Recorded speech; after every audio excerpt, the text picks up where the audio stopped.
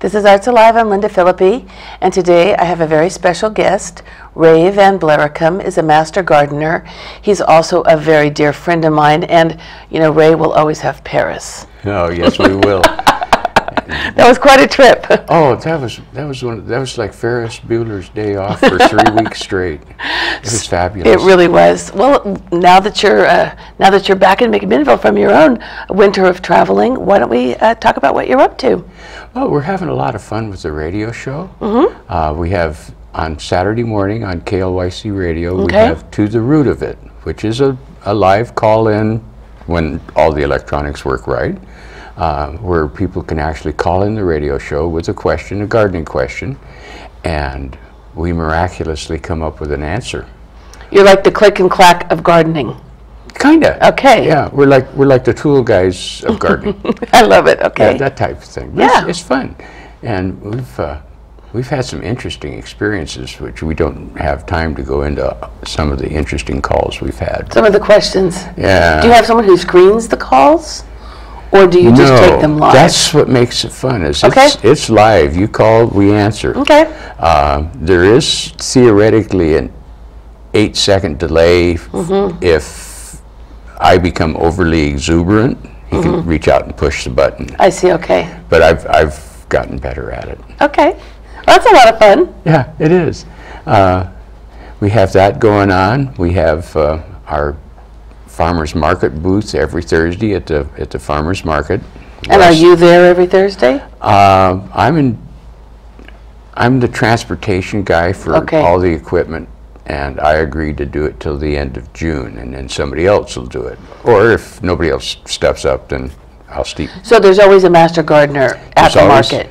Oh yes, okay. And I've done it many times, and that's a wonderful chance to interact with the community, and and people will actually bring down limbs and walk up or a bug infested something, or a bug in a jar, a spider in a napkin. What's this? You know, you go, it's a boa constrictor. Oh yes, well, don't kill it, it's a friend. Yeah, really. Okay. That type of thing. Good.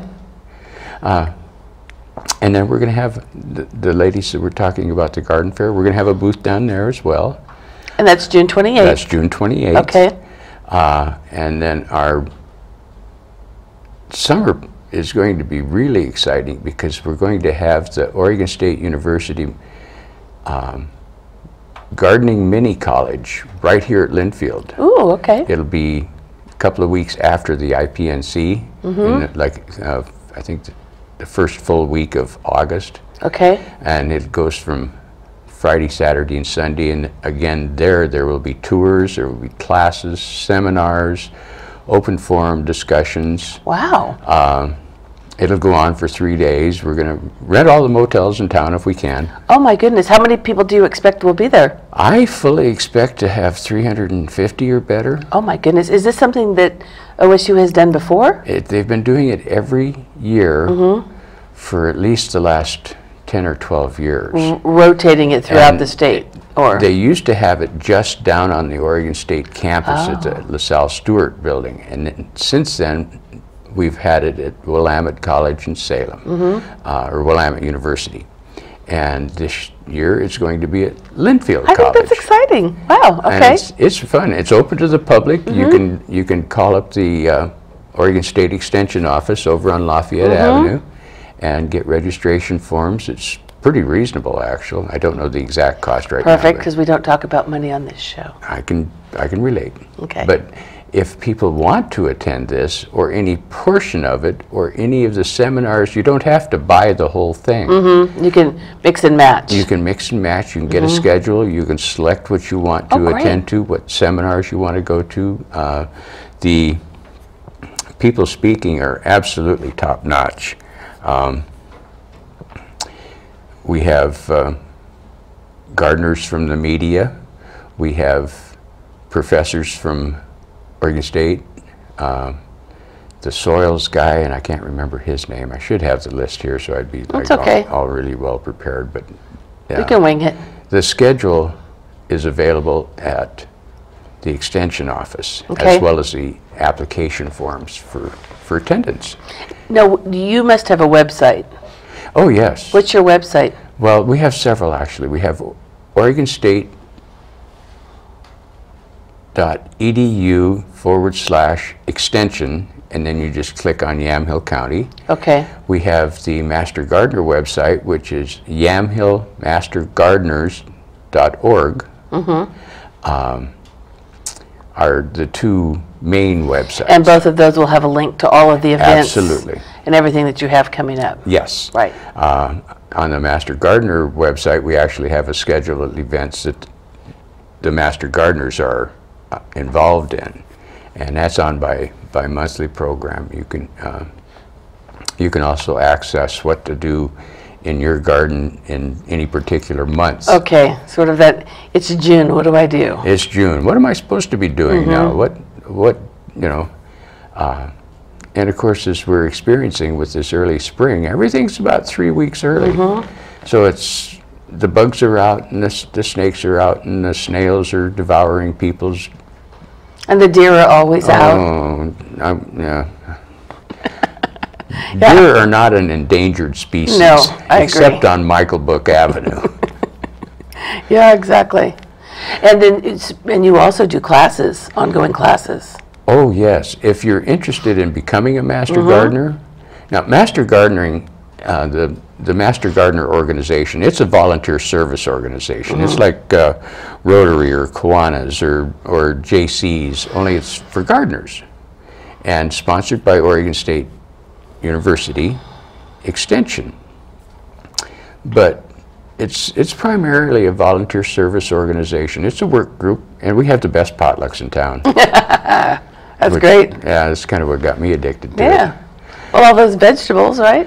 But the classes are going to be starting, we do them January, February, March, when it's raining anyway. Nobody's, doing much gardening in January, February, and March. And the classes are always on Thursday. They go from about 8:30 in the morning till somewhere around 4 in the afternoon, 1 day a week. And there's, like I said, there's plenty of snacks and potlucks and parties to go with it. And it's a full day's instruction on gardening, and they start out at the very, very basics with plant botany, how to tell what kind of plants are what. Then you get into plant ID, then you get into plant pathology, then you get into bugs and bug identification. There's soils classes, how to improve your soil, composting, mulching, and the reasons why that's all done from a very scientific point of view, but very easy to understand. They don't get into the really technical stuff as far as names and nomenclature. Okay, so They still call a rose a rose. So if a person doesn't know a whole lot about gardening, but is very interested and really would like to sort of take it up, this is a good class to enroll in. I was probably classified as a dangerous gardener. Okay. I took things home from the 50% off aisle to die in my yard. My kids used to say they just wanted to bring it, Dad, you just brought this home to give it a suitable burial. And it's kind of how it was. And so I decided to take the class to learn a more effective way of gardening. And that was my goal. Man, did I. Good. Okay. And is there a cost associated with that? Or not so? The winter class usually runs between $150 to $175. It changes based on the cost of materials. But over like 3 months or so. But it's over 3 weeks months. You pay for it one time. But the classes are taught by professors. I mean, Sure. it's a winter college class. And is it taught out at the extension office? It's taught at the extension office. And then when it's all over, you get a little certificate? Well, after the class is over, if you want to be a certified master gardener, then you do about 60 hours of volunteer service during the following year. Okay. So you apprenticeship, if you will. And then we have a graduation ceremony, another potluck. A cap and gown? No cap and gown, but another very nice ceremony in December, and then you are, in fact, a certified Oregon State Master Gardener. I love it. Okay. And then each year, you do a certain amount of restudy.